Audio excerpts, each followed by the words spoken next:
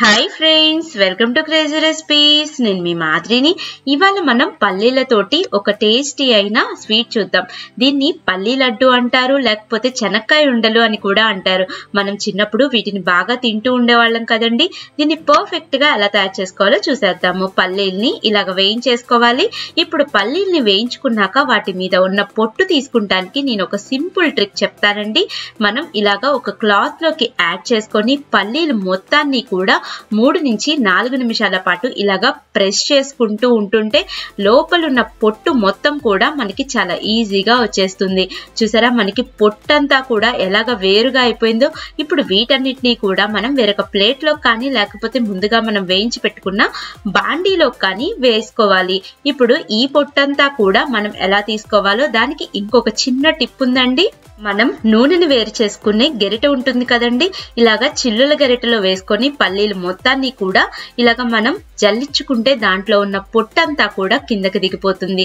వీటన్నిటిని కూడా వేరొక ప్లేట్ లోకి పెట్టేసుకుందాం. ఇలాగే అన్ని పల్లీల్ని కూడా తయారు చేసేసుకుందాము.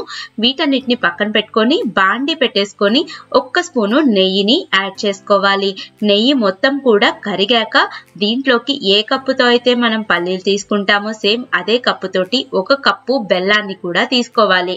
బెల్లం అంతా కూడా కరిగేలాగా చూసుకోవాలి. దీంట్లో అంటే చాలా కొంచెం వాటర్ ని యాడ్ చేసుకొని బెల్లం మొత్తాన్ని బాగా కరిగేలాగా చూసుకుందాము. ఇదంతా కూడా మనం మీడియం ఆర్ లో ఫ్లేమ్ లోకి అడ్జస్ట్ చేసుకొని చేసుకోవాలండి. ఇక్కడ మనకి బెల్లం అనేది ముదురు పాకం రావాలి. ఇలాగ మొత్తం అంతా కూడా కరిగాక మనం పాకాన్ని చెక్ చేసుకోవాలి. మనకి మొత్తం అంతా కూడా కరిగాక పాకం అనేది వచ్చేస్తుంది. పాకాన్ని ఎలా తయారు చేసుకోవాలో చూద్దామండి. 1 కప్పులోకి మనం కొంచెం కరిగిన బెల్లాన్ని తీసుకొని ఇలాగ ఉండలాగా కడితే మనకి పర్ఫెక్ట్ ముదురు పాకం అనేది తయారైపోతుంది. ఇప్పుడు దీంట్లోకి 1 కప్పు వేయించుకున్న పల్లీల్ని యాడ్ చేసుకుందాము.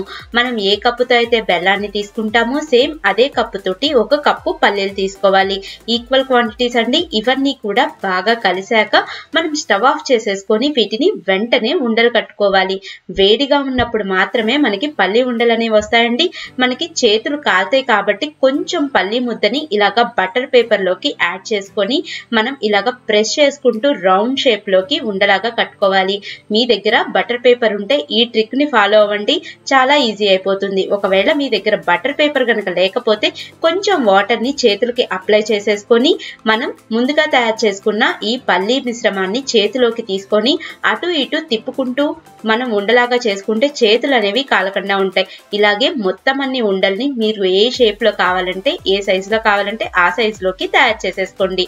నా వీడియో మీకు నచ్చింది అనుకుంటున్నాను. నచ్చినట్లయితే కంపల్సరీ ట్రై చేయండి. చూసారా ఎంత హాట్ గా ఉందో, చాలా టేస్టీగా కూడా ఉందండి. మనకి పల్లీలు కరకరలాడుతూ చాలా రుచిగా ఉన్నాయి. నా వీడియో నచ్చినట్లయితే లైక్ చేయండి, షేర్ చేయండి, అలాగే నా ఛానల్ ని సబ్స్క్రైబ్ చేయండి.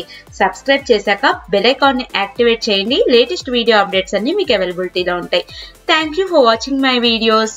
Bye bye.